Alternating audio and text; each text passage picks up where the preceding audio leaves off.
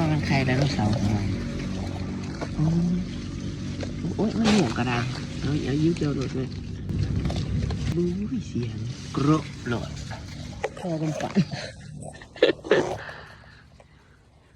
มันขนมไข่ไดโนเสาร์พี่เมื่อวานในตา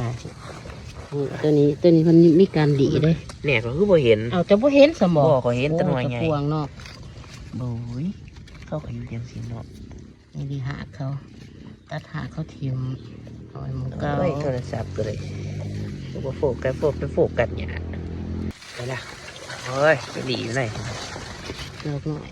อื่นเขาก็เกิดไข่นกกระทาไข่เป็ดนะ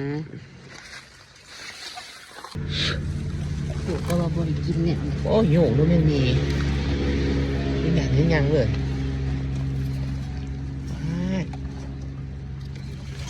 ว่าได้หลังเนี่ยเลยเอามันฟางมันฝ่าวลายแล้วจะไปสีใหม่โอเคได้พี่หน่อยเห็นปะน้อยเอาตัวพี่เอาเลยหนุ่มก่อย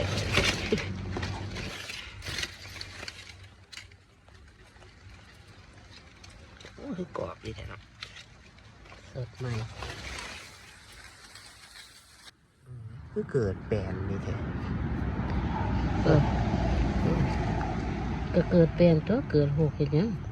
เกิดหกคนกับบุเห็นเนาะบอกว่าเขาคือเกิดในเห็นนี่ยุ่งเลยยุ่งแต่ยุ่งไรเฮ้ยต่อ